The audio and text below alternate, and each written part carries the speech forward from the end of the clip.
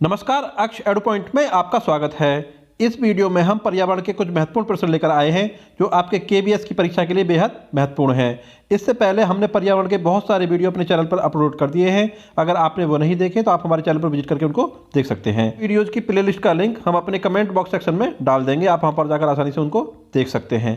चलो शुरू करते हैं आज की क्लास। आज की क्लास का पहला प्रश्न है, ओजोन गैस का सर्वाधिक संकेंद्रण किस मंडल में मिलता है? तो जो मैक्सिमम कंसंट्रेशन है ओजोन गैस की वो किस मंडल में पाया जाता है उसके बारे में वो पूछ रहे हैं। तो इसमें आपका ऑप्शन बी सही होगा। स्ट्रेटोस्फीयर यानी कि समताप मंडल में ओजोन गैस सर्वाधिक पाई जाती है। नेक्स्ट, भूपृष्ठ में सर्वाधिक प्रचुर तत्व कौन सा है? तो जो अर्थ सरफेस है उस पर सबसे ज़्यादा मात्रा में कौन सा तत्व पाया जाता है उसके बारे में पूछ रहे हैं। तो इसमें आपका पहला ऑप्शन सही होगा। अगर अर्थ सरफेस की बात करें तो उसमें होगा ऑक्सीजन। अगर वो पूरी पृथ्वी की बात करें, ठीक है, सरफेस के ऊपर या और नीचे, तो वो उसका उत्तर होगा आयरन यानी कि लोहा। इसको हम अगली स्लाइड में अच्छी तरह से समझ लेते हैं कि कौन सा तत्व किस मात्रा में पाया जाता है पृथ्वी की सरफेस पर और सरफेस के नीचे। चलते हैं अगली स्लाइड में। तो देखिए, जो पृथ्वी की समस्त पृथ्वी में चाहे सरफेस के ऊपर और नीचे, ठीक है, उसकी ये पूरी एक लिस्ट है। सबसे ज़्यादा लोहा, उसके बाद ऑक्सीजन, उसके बाद सिलिकॉन, उसके बाद मैग्नीशियम। आप शुरू के 3 याद कर लीजिए, ठीक है, 3 ही पूछे जाएंगे, मैक्सिमम पहला और दूसरा ही पूछा जाता है, ठीक है। तो आप 3 याद कर लें। इसी प्रकार से जो क्रस्ट पर यानी सतह पर, ठीक है, सबसे ज़्यादा ऑक्सीजन, उसके बाद सिलिकॉन और उसके बाद एल्युमिनियम और लोहा। आप इसमें 4 याद कर लीजिए, ठीक है, वो आपके लिए काफ़ी होंगे। आगे बढ़िए।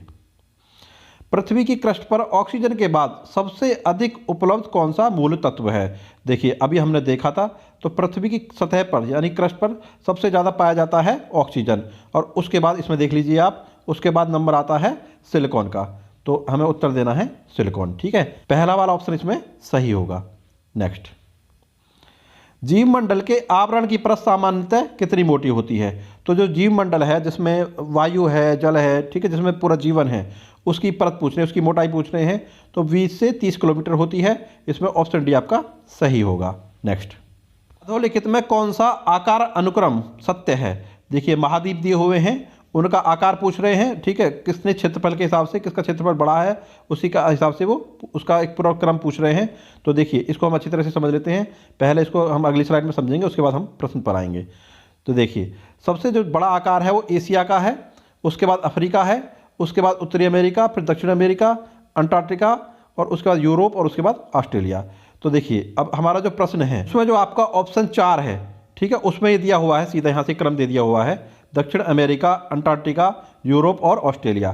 तो उस वो वाला ऑप्शन इसमें 4 सही होगा। देख लीजिए आप यहाँ पर आगे, ठीक है, दक्षिण अमेरिका, अंटार्कटिका, यूरोप और ऑस्ट्रेलिया एक क्रम में दिए हुए हैं। तो यहाँ पर आपका ऑप्शन डी सही होगा।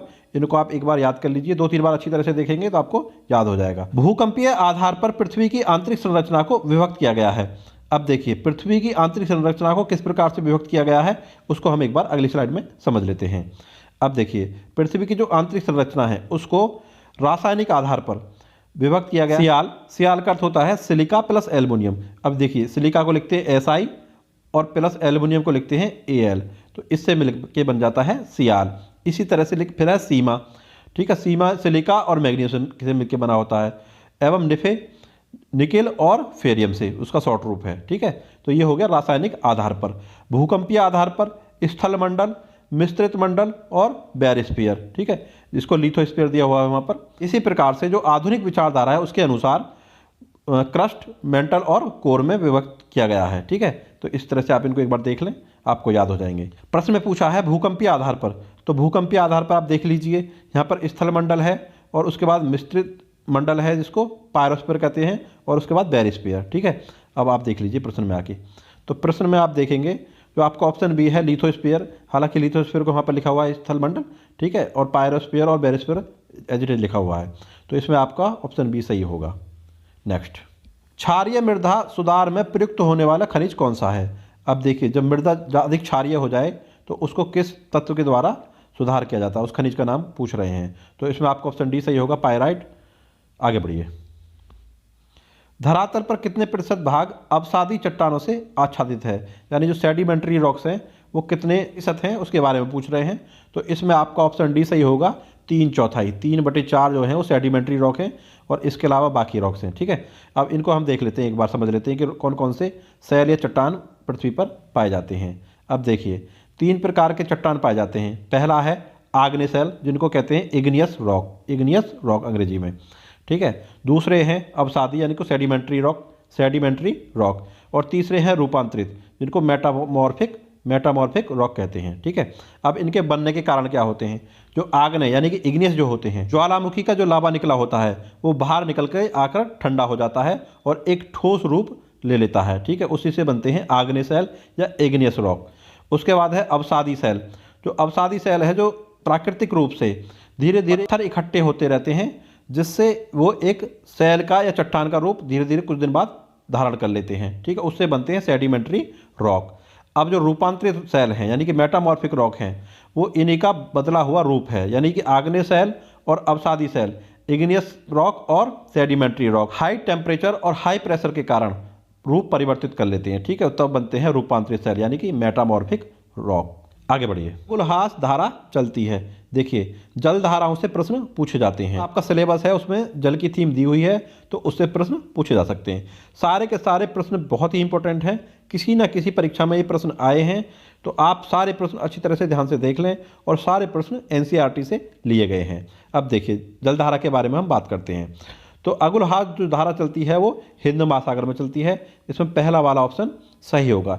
इसको हम थोड़ा सा शॉर्ट रूप में देख लेते हैं। अब देखिए, जो महासागर हैं वो अटलांटिक महासागर, प्रशांत महासागर और हिंद महासागर, और उनमें चलने वाली धाराएं, ठीक है। तो उनको हम देख लेते हैं। ये कुछ हैं इंपॉर्टेंट हैं, ठीक है। इनके अलावा और बहुत सारी होती हैं, तो आप एक बार इंपॉर्टेंट इनको देख लें, और इससे अलग भी आप अच्छी तरह से इनको तैयार कर लें। इनसे प्रश्न आ सकता है, पूछा जाता है, चाहे तो आपका पर्यावरण में पूछ लिया जाएगा और या आपका सामान्य ज्ञान में पूछ लिया जाएगा। तो इसमें देख लीजिए, अटलांटिक में जो पाई जाती हैं ब्राज़ील की धाराएं, गल्फ स्ट्रीम और फ्लोरिडा, ठीक है, ये गर्म जल धाराएं हैं। कनारी धारा, लेब्राडोर, फॉकलैंड और बेगुला, ये कैसी हैं? ठंडी हैं। देखिए, गर्म और ठंडी जल धाराएं कैसी होती हैं? मान लीजिए ये आपकी पृथ्वी है, पृथ्वी के बीचों बीच विषुवत रेखा है, और विषुवत या पृथ्वी के यहाँ पर दोनों साइडों में क्या होते हैं? ध्रुव होते हैं, उत्तरी ध्रुव और दक्षिणी ध्रुव।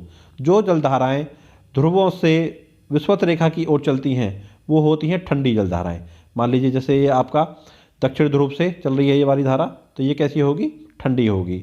इसी तरह से जो उत्तरी ध्रुव से विषुवत रेखा की ओर चल रही है तो वो भी कैसी होगी? ठंडी, क्योंकि जो ध्रुव हैं वो ठंडे होते हैं और विषुवत रेखा पर क्या होती है? गर्मी।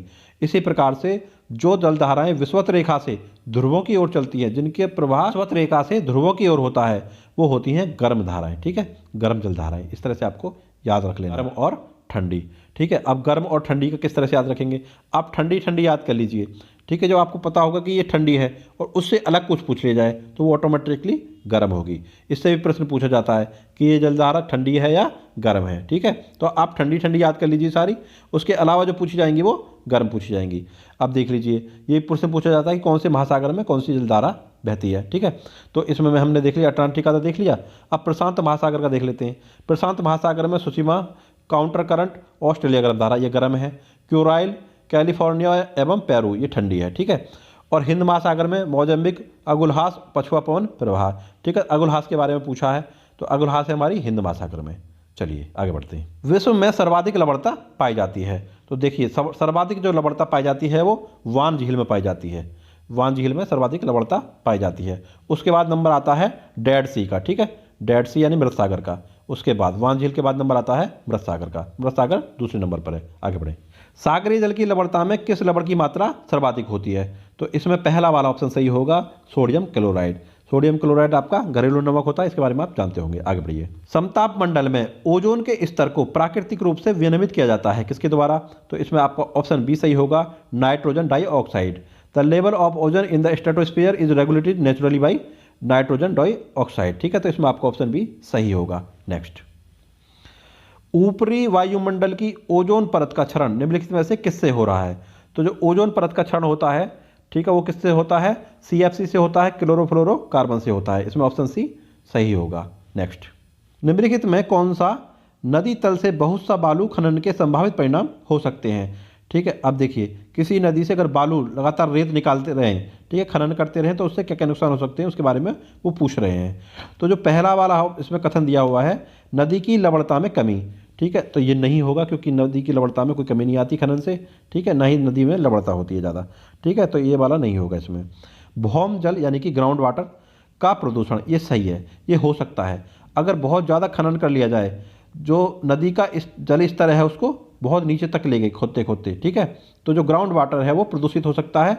ये वाला इसमें ऑप्शन सही होगा, ये वाला कथन इसमें सही होगा। भौम जल स्तर का नीचे चले जाना, अब जो हमारा ग्राउंड वाटर है जो लेवल है वो नीचे चला जाएगा। देखिए, जब कोई किसी क्षेत्र से कोई नदी बहती है तो उसके आसपास के 3, 4, 5 किलोमीटर का जो जल स्तर है उस नदी के जल स्तर के बराबर ही होता है, ठीक है। उस क्षेत्र का जो जल स्तर है वो उस नदी के जल स्तर पर ही निर्भर करता है। अब अगर उसका खुदाई करते करते नदी का जल स्तर हम बहुत ज़्यादा नीचे ले गए तो उस क्षेत्र का, पूरे क्षेत्र का जो जल स्तर है वो भी नीचे चला जाएगा, ठीक है। तो भौम जल स्तर का नीचे चला जाना ये भी होगा, इसमें ये भी कथन भी सही होगा। तो इस हिसाब से आपके कथन 2 और 3 सही हैं। तो 2 और 3 दिए हुए हैं ऑप्शन बी में, तो ऑप्शन बी सही होगा। नेक्स्ट, निम्नलिखित में से कौन सा तंत्र सही सुमेलित नहीं है। अब देखिए, कुछ ग्रीन हाउस गैस दी हुई हैं और उनके स्रोत दिए हुए हैं। तो carbon dioxide thermal power station से मिलती है, ठीक है, ये बिल्कुल इसमें सही होगा, सुमेलित है। अब नाइट्रस ऑक्साइड जलमग्न धान के खेत से, ठीक है, मिलता है, ये भी इसमें सही है। अब जलमग्न धान के खेत से एक गैस और मिलती है, कौन सी होती है, मीथेन, ठीक है, वो भी ग्रीन हाउस गैस है। तो सर्वाधिक मात्रा में मीथेन ही मिलती है, लेकिन उसके साथ साथ नाइट्रस ऑक्साइड भी मिलती है। नाइट्रस ऑक्साइड इसके अलावा पशुओं के कचरे से, कृषि से और जैविक ईंधन के जलने से प्राप्त होती है, ठीक है, तो ये वाला इसमें सुमेलित है। तीसरा है सल्फर डाइऑक्साइड ईंट के भट्टे से मिलती है, ये भी बिल्कुल सही है इसमें। लेकिन क्लोरोफ्लोरोकार्बन जो ऑटोमोबाइल से नहीं मिलती है, क्लोरोफ्लोरोकार्बन आपके एसी और फ्रिज से प्राप्त होती है, ठीक है, तो इसमें ये वाला इसमें सही नहीं होगा, ये सुमेलित नहीं है। तो इस हिसाब से आपका ऑप्शन भी सही होगा। उन्होंने पूछा है सुमेलित नहीं है, तो ऑप्शन बी इसमें सही होगा। नेक्स्ट, मेघाच्छित रात में ओस की बूंदें क्यों नहीं बनती हैं। अब देखिए, जो क्लाउडी नाइट होती है उस रात में ओस की बूंदें नहीं बनती हैं, क्योंकि देखिए जब बादल छाए होते हैं तो उस रात में थोड़ी सी गर्मी रहती है, ये आपने महसूस भी किया होगा। देखिए, इसका कारण क्या होता है, जो सूर्य की किरणें हैं वो पृथ्वी पर आती हैं और टकराकर वापस चली जाती हैं, तो जिससे क्या है, पृथ्वी का जो तापमान है वो सही बना रहता है, गर्मी नहीं रहती है, थोड़ा ठंडा हो जाता है रात में, ठीक है। लेकिन यदि अगर बादल छाए रहेंगे तो पृथ्वी की पर किरणें तो आएंगी सूर्य की, बादलों से टकराकर विकिरण वापस पृथ्वी पर ही आ जाता है, जिसके कारण जो वातावरण का तापमान है वो बढ़ा हुआ रहता है और जिसके कारण ओस की बूंदें नहीं बन पाती हैं। यहाँ पर आपका ऑप्शन भी सही होगा, पृथ्वी के विकिरण को बादल वापस परावर्तित कर देते हैं। तो ये थी आज की क्लास आपको कैसी लगी इसके बारे में हमें कमेंट्स बॉक्स में ज़रूर बताएं। अगर वीडियो आपको अच्छी लगी हो तो वीडियो को लाइक कर दें, चैनल को सब्सक्राइब कर दें। मिलते हैं अगले वीडियो में, तब तक के लिए नमस्कार।